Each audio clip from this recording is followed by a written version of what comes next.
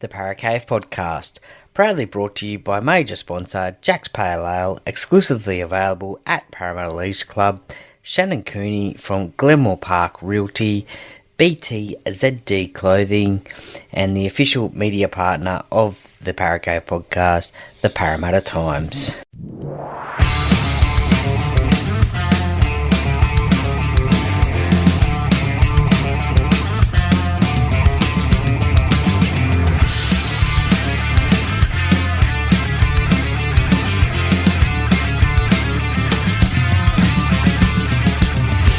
Welcome to another episode of the Paracave podcast. And now over to your host, Troy Warner, broadcasting live from the world-famous Paracave.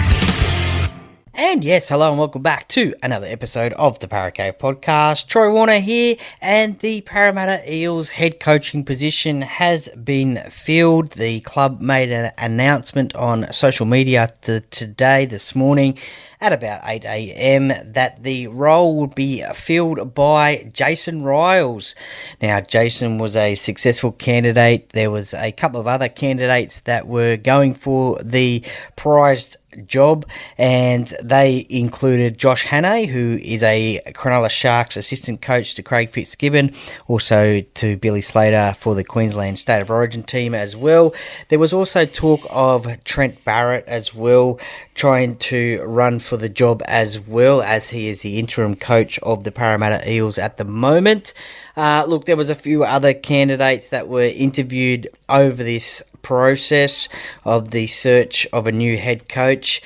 Some of them included Michael Checker, rugby union coach, and also coach Lebanon in the World Cup as well. There was also talk about Michael Maguire, the current Blues coach, interested in the job and then pulled out for the race of it. There was also a late interest, I guess you could say, in the media anyway, from Brian Smith, former Parramatta Eels grand final coach from 2001, who has over 600 games experience in coaching. So they were pretty much the other candidates that put their name in the ring for the position. There was also Dean Young as well, current assistant coach to Shane Flanagan down at the St George Illawarra Dragons, so he was also another one as well. But Jason Ryles and Josh Hannay were the main candidates, and it was announced today, beginning from 2025 for 4 years, up until the end of the 2028 season, so 4 seasons, that Jason Ryles would be the head coach. Now, currently, Jason is a assistant coach down at the Melbourne Storm. He began his coaching career in 2014, and he has been an assistant coach at the Melbourne Storm between 2016 and 2020. Pretty successful working under Craig Bellamy down there at the Melbourne Storm. That time included 4 grand finals and 2 premiership victories.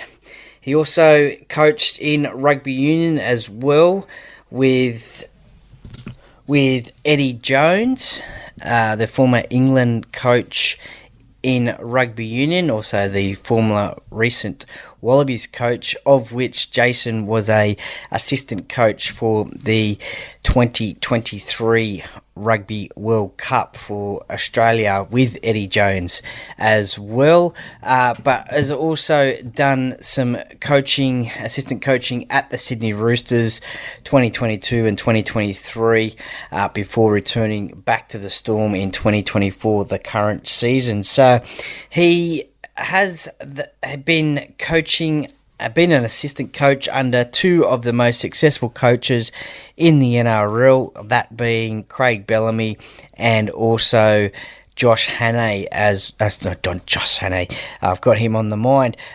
Trent Robinson, I should say. How did I get those 2 names mixed up? But anyway, So, yeah, he has done his apprenticeship, you could say, under Craig Bellamy and Trent Robinson. Between those two coaches, they have won a lot of premierships over the last 10 years. Obviously, the Panthers have won 3 in a row, but it's been Craig Bellamy and Trent Robinson who have won the other competitions, as well as Shane Flanagan and Paul Green as well over that period. So, look, he has done a lot of work under some successful coaches. Eddie Jones as well in rugby has been a successful coach as well. Probably not so much in the last World Cup, but in his first stint with Australia, he was pretty successful as well. Now, for those who may or may not know who Jason Ryles is, he began his career playing rugby league for the St George Illawarra Dragons in the year 2000. Made his debut there and carried that through until the end of the 2008 season. Then 2009 went over to the Catalan Dragons over in the English Super League. Came back in 2010 for the Sydney Roosters, 2010-11, and also played at the Melbourne Storm as well, 2012 and 13. So he played 248 games for those clubs in the NRL, 22 over at the Catalan Dragons as well. So he has been in and around a lot of football his entire life. Also represented the Australian Kangaroos on 14 times and the New South Wales Blues on 8 occasions, including the last time that the Blues won a decider at Suncorp Stadium, which was 2005. Jason was a part of that side, coached by then coach Ricky Stewart. Jason was in the front row with his St George Illawarra teammate Luke Bailey in that side, so he was a part of that team that last won a series decider up there in Queensland. Let's hoping that the Blues can replicate that next coming Wednesday, but he was certainly a part of that one as well. So he is considered as one of the best candidates, or was considered as one of the best candidates for the job. And when the Eels were looking for a new head coach, they were looking for someone who, I guess, was looking for a coach who had that winning culture, and certainly Jason has been around winning cultures during his coaching career, having been at the Melbourne Storm and the Sydney Roosters as well. And look, Jason was a coach in demand as well, you could say. There was talk that he was up for the Dragons job that was available just recently, but Shane Flanagan took that job. And it was also thought that Jason would be next in line to take the reins at the Melbourne Storm as well. But with Craig Bellamy doing a 1-year extension for the last 2 seasons, he has just remained the assistant coach, so he hasn't been able to take that head coaching job at the Melbourne Storm. So, look, this job at Parramatta, it's going to be a really tough job for Jason. I guess he considered this to be a club with a rich history. Well, he said it himself in his words. This is a club with a rich history and a passionate fan base. I look forward to coaching these young men. I am incredibly honoured to be appointed the head coach of the Parramatta Eels, he said. So it is a prized job in the NRL, the head coach of the Parramatta Eels, something that the club hasn't gone through for the last 11 years, with Brad Arthur being the coach for the previous 11 seasons. So it is something that is, I guess you could say, relatively new for the Eels of recent times anyway. Previous to that, there was obviously Stephen Kearney, Ricky Stewart, in the chair in the head coaching position. So Michael Hagan, Daniel Anderson, as well after Brian Smith. So Jason Taylor also did a little bit of an interim role as well. So the club has had stability over the last 11 seasons for a head coaching position, which I think is what you probably need in a club and a team. You need that stability. As we've seen, the successful clubs in the NRL, they have had the same coach for, Craig Bellamy has been at the Melbourne Storm for 20 years. Trent Robinson has been at the Roosters since 2013, and they are getting that success in those clubs.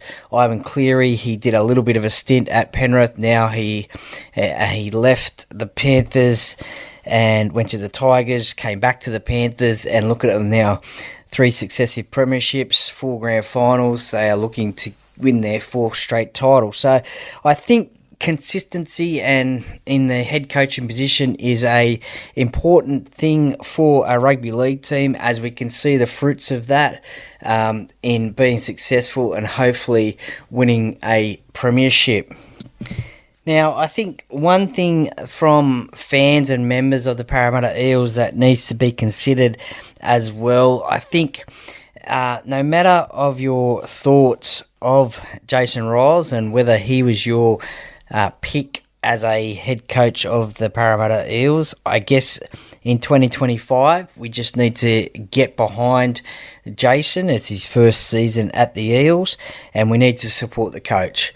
We need to support the coach in his new role. It is a tough job at the Parramatta Eels. The fans expect so much from this club and team, and the coach as well, as we always get reminded of the premiership drought, and we see the teams that we have out in the field, and we think that we can probably challenge, or we should be challenging for premierships.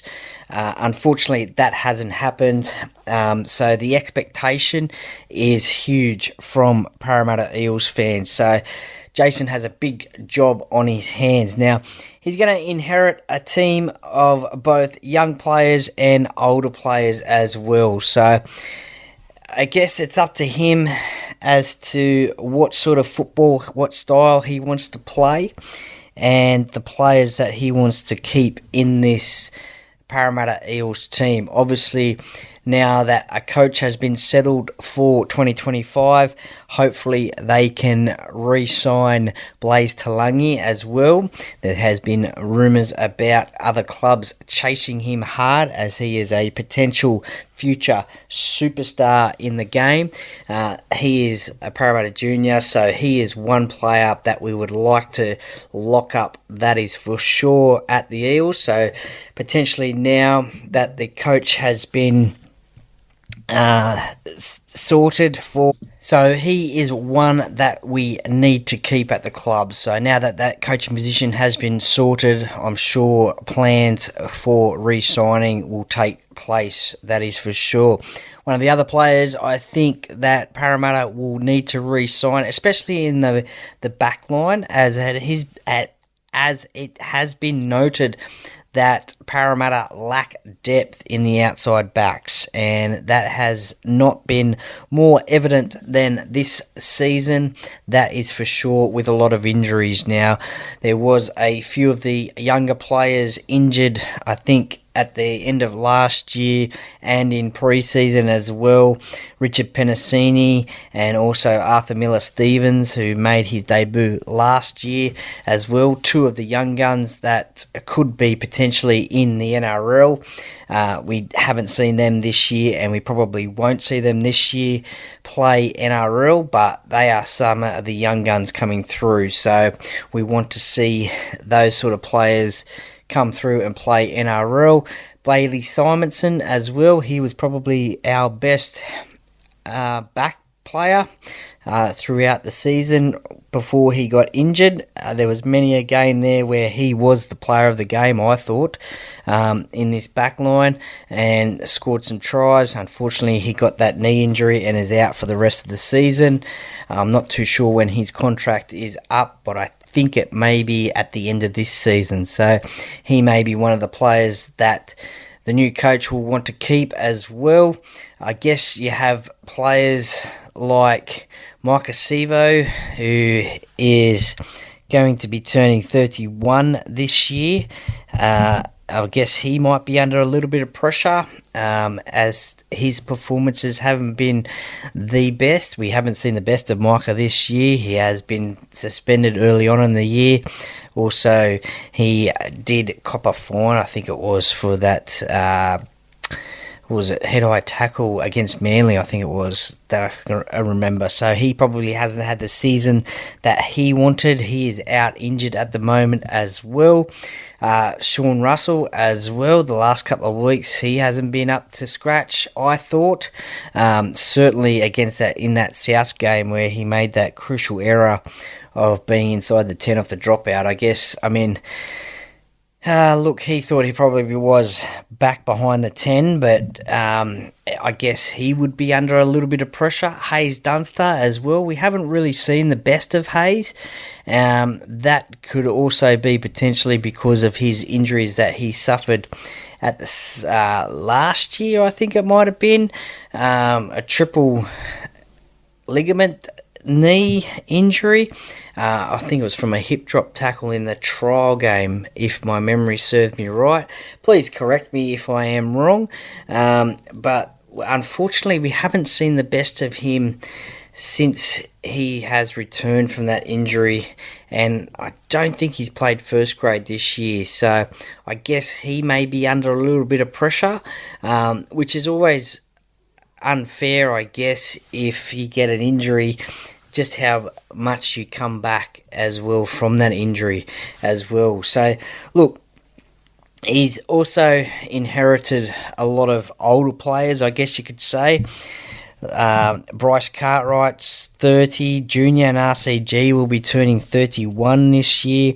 Ryan Madison, 30, Sean Lane, 30. So, look, they are some pretty key players in this side, but they are also players that are asking a lot of the salary cap as well. There is a lot of money tied up in this forward pack as well. So, look, questions may be asked of the new coach as to who he would like to keep out of those and out of the forwards.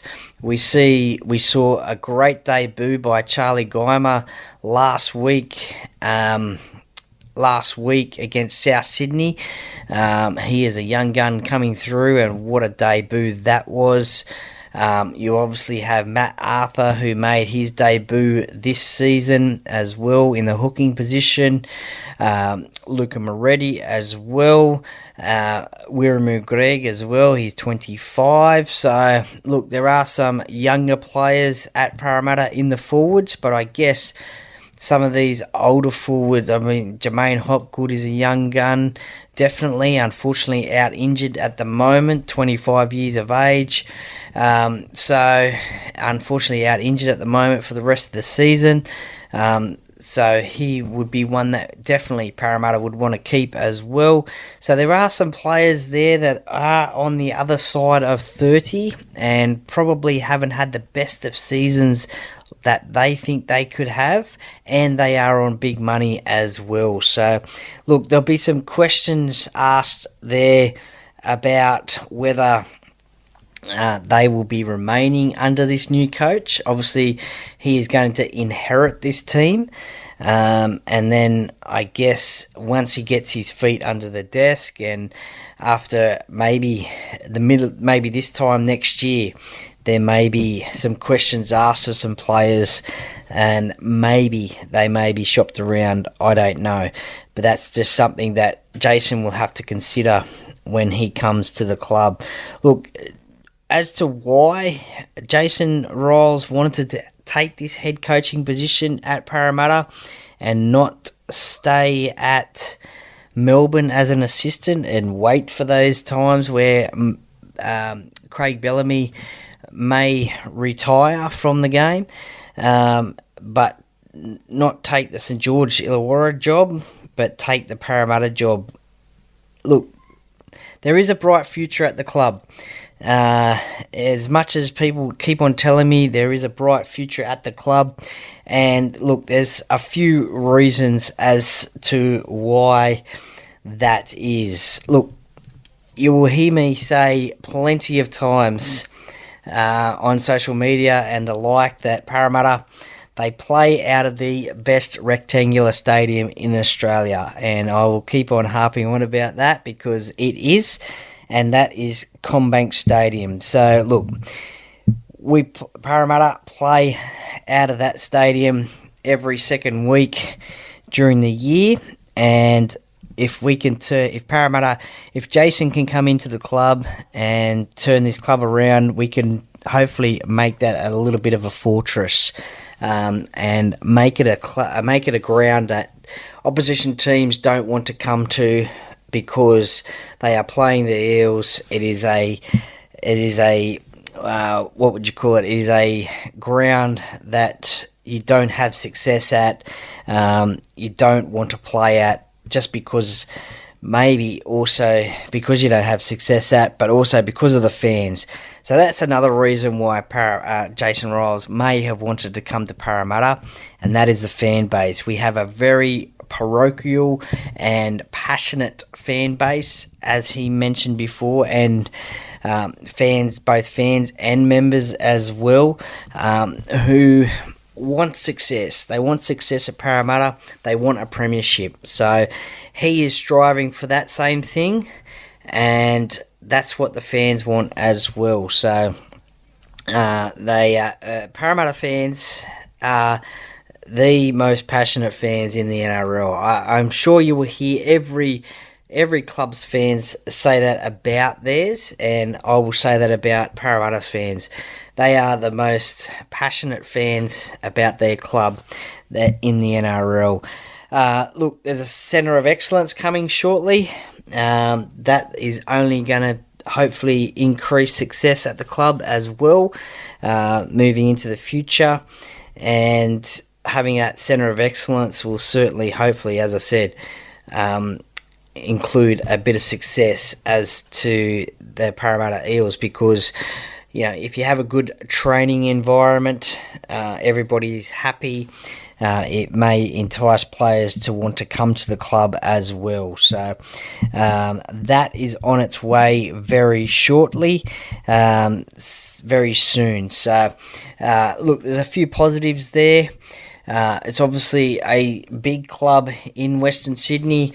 Not the biggest club in Western Sydney, as it is the Penrith Panthers, but it should be the biggest club, not only in Western Sydney, but also the entire NRL, because it is the hub of Sydney. So a lot of financial support is behind the Parramatta Eels. We see next season James Hardy coming back as a major sponsor of the Parramatta Eels.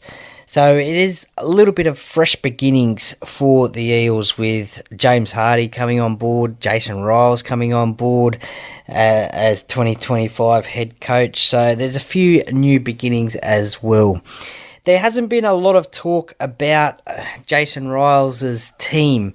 And when I say team, I mean assistant coaches, who will be Jason's assistant coaches with him, because we do see when a coach comes into a side, obviously not at Parramatta because it hasn't happened in a while, but we have seen in the past when a coach comes into a team, they bring their team that they want to work with and get that result, which is what we all want, a premiership. So it'll be interesting to see who Jason Ryles uses as a assistant coaching team. I haven't heard or seen anything in the media about that. I don't know who he will be working with. I'm sure he will use his connections at the Sydney Roosters and also the Melbourne Storm potentially, as he may identify people there that he will want to take with him to Parramatta. He can only ask the question of them. He may have already started to do that as well, before he got the job at Parramatta. He may have also already asked people, if I get the job at Parramatta, would you be interested in coming with me in 2025? So we don't know that. I haven't heard anything from that. It'll be interesting to see whether he keeps Trent Barrett on as an assistant. Previously as well, we have seen that interim coaches of clubs, when a new coach comes on, we don't usually see the interim coach stay on.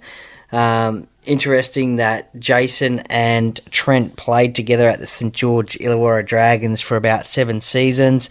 So they are, I guess you could say, good mates. They did play together at the Dragons, so I'm assuming they would keep that in contact with each other as well. But I guess with Jason getting the top job, it'd probably be a little bit difficult for Trent to work there.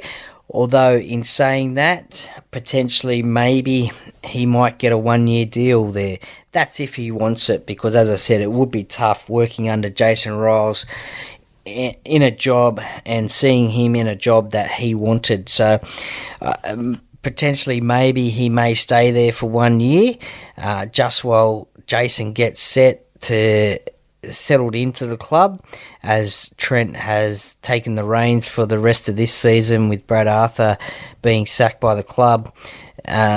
So maybe Jason might ask him to stay for another year potentially, but that's all up to Jason. But as I said before, I haven't heard anything about Jason Ryles' team. If you have, let me know. I certainly would be interested to know who Jason Ryles' team would be. One other player that has been in the news of late as well, and was waiting to see who the coach of the Parramatta Eels was in 2025, was Stefano Utoikamanu, prop forward for the West Tigers. Now, he debuted in the NRL with the Parramatta Eels, so I guess he has a little bit of a soft spot for the Eels for giving him his crack. Unfortunately, he went over to the Tigers, and so he has put himself onto the market in the NRL. There are a few clubs chasing him at the moment. There are a few clubs that have withdrawn from the race for him. It is all of a question about how much of he is worth, how much is he asking, does a club have that much money? So it'll be interesting. He was, I guess, I think he stated that he was waiting to see who the coach at Parramatta was for 2025 before he made any decisions about, I guess, getting involved in negotiations with Parramatta for next season and beyond. So that will be interesting to see what happens now. Stay tuned for that one in the next few weeks, no doubt, now that that decision has been made. Look, I think that's all I can say about Jason Ryles now. He has been successful in getting the head coaching position for the Parramatta Eels. We all, as fans, need to get behind him, support him, give him a chance. Obviously, some Parramatta fans can be a little bit fickle, and maybe next year, if we start losing games again, they'll be calling for the coach's head. But no, we need to get behind the coach, support the coach in his first year especially. Look, results aren't going to happen overnight. Who knows? They might. We look at Andrew Webster over at the New Zealand Warriors last season, made the preliminary final in his first season of coaching the New Zealand Warriors. So, look, who knows? Success may just happen off the bat.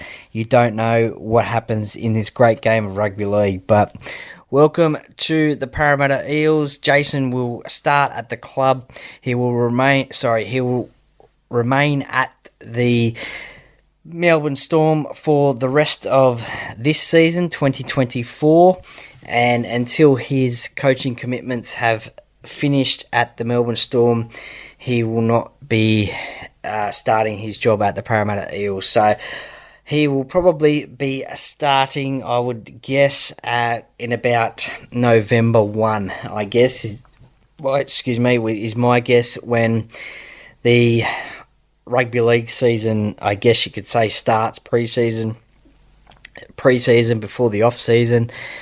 Before the pre-season again. So I'm assuming he'll be there November 1, as I would guess that the Melbourne Storm are going pretty deep into this NRL season. So he will be remaining at the Melbourne Storm to help them win a premiership against in this season 2024. And Parramatta fans may catch a glimpse of Jason at CommBank Stadium in round 21 when the Eels take on the Storm Friday, 26th of July at 8 p.m. So Parramatta fans may catch a glimpse of Jason at the game. I guarantee he'll be talked about plenty, as he'll be up in the coaching box, and I guess he will be talked about plenty of times in commentary, no doubt. But look, welcome to the club. You're not officially there yet, Jason, but congratulations on getting the head coaching position at the Parramatta Eels, the club that I support and love. And I wish you all the best in the future. And thank you very much for choosing our club. And as I said, wish you all the best in the future. It's a tough gig.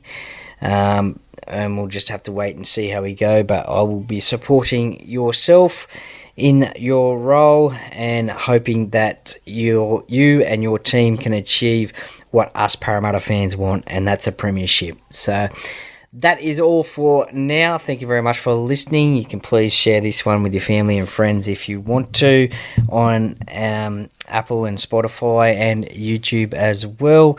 Thank you very much for the support as well. And look, enjoy the rest of your week. Stay tuned on the Paracave podcast during the week. There will be the tipping podcast as well coming out probably Tuesday night after Team List Tuesday. If you are a Parramatta fan, there'll be more about this talk on Jason Ryles on the Talking Para podcast, which we'll be doing a Facebook Live chat where we will be reviewing the South game, which seems many moons ago now.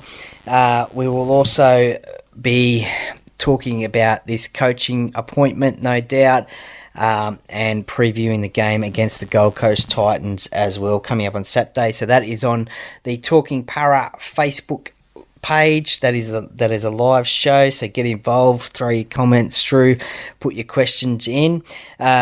There will also be a interview-based podcast coming out on Thursday with a Queensland Origin legend, so stay tuned for that one. But plenty coming out on the Paracave podcast. Thank you for listening. Enjoy your week, and we will chat soon. Go Para!